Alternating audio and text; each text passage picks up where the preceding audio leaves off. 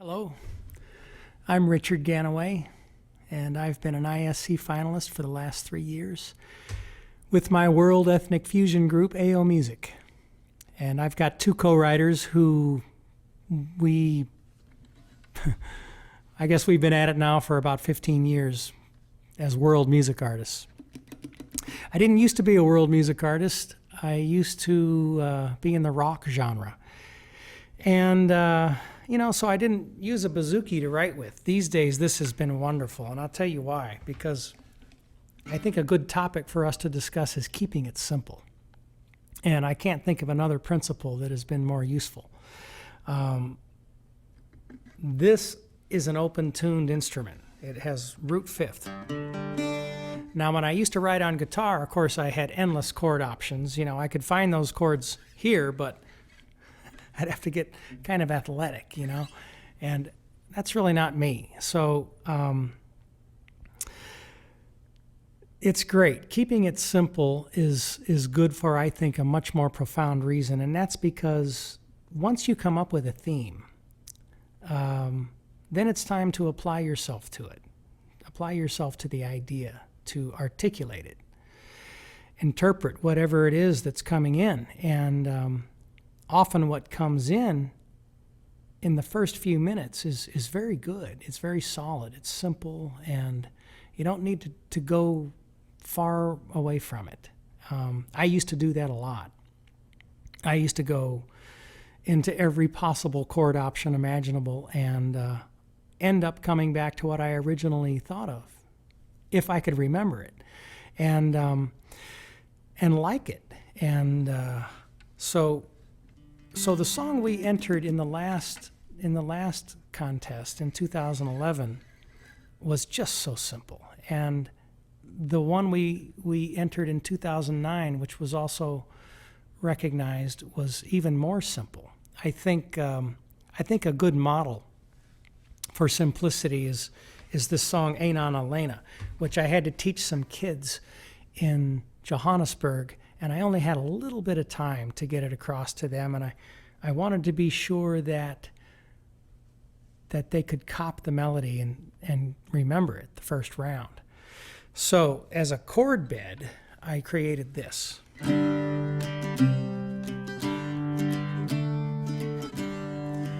Which is so simple. I mean, you've heard it in anthems in pop music, and you've heard it in advertising and film scores, and it's just one of those anchors as a chord scheme. Even the masters who wrote just brilliant compositions, if you really analyze their work, they're variations on a very simple theme. And if we look back over the songs that stood the test of time, that we grew up with, through trend after trend, it really doesn't matter what genre, and we sit down and learn them, it just boils down to a few chords and a melody. And I guess what I'm trying to say is that, what's important about a piece isn't that you try and invent something new as a chord structure, because that's really hard to do. There's just not much new out there. It's what you bring to it. What I gave them, this thing, is, as I said, just universal. And what I gave them as a melody is what gave it me, is what gave it originality. And it's so simple. So never be afraid to be simple. The melody that I gave the kids was this.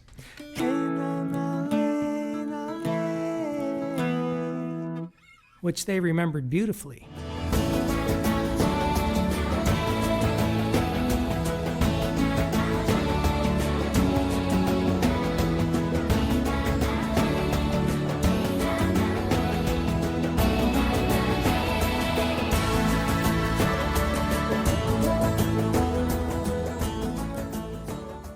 I guess what is probably most important about keeping it simple as a benefit to writing is that it allows you to see the boundary between the idea and you.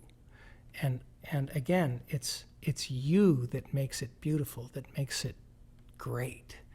And I mean, it could be just one chord, but if you come to it, then it's wonderful.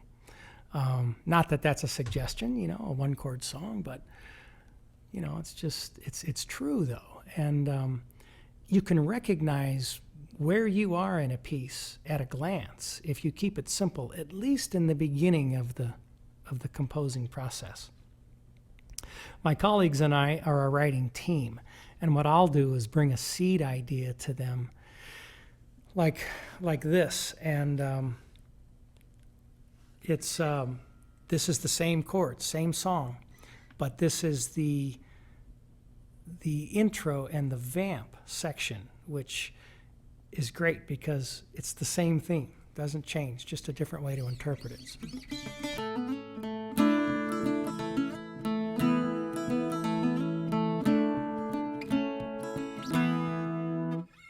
Now, I can bring something that simple to them, and whatever else I could have imagined to make it cooler or more clever, they cover that, you know.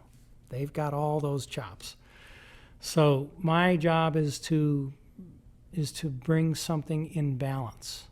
Just bring a solid heart of an idea. And you know what's cool about taking a theme and just interpreting it a couple different ways and using it over in the same piece is that you'll discover things, you know, like this that fits beautifully under the chorus, which I didn't originally intend. I just tried it, and of course it worked perfectly because it's the same chords with the melody. Now, another great tool when sticking with a theme and developing sections for a piece is to find common tones.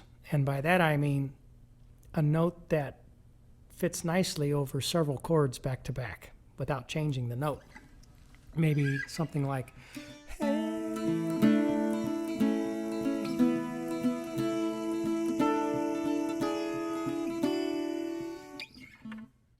same note, lots of chords, but they all fit within the mode and they don't escape that original heart that began the piece.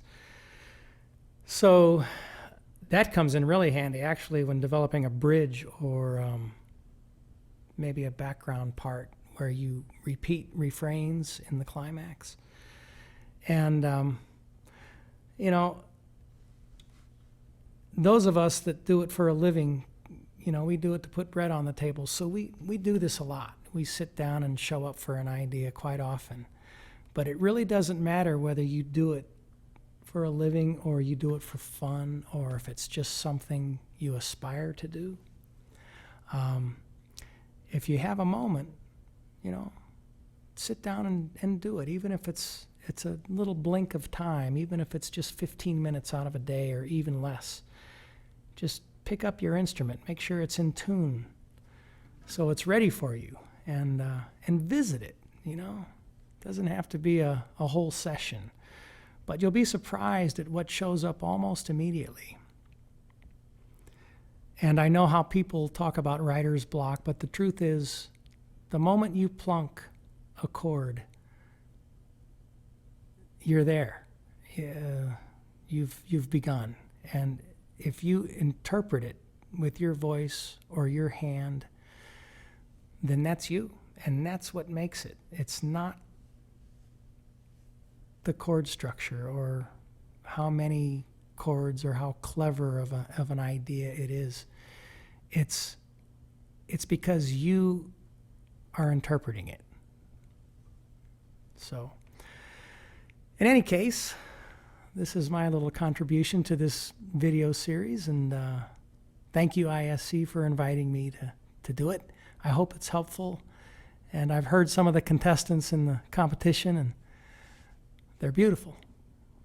I love them, and I'm honored to be a part of it. So thank you.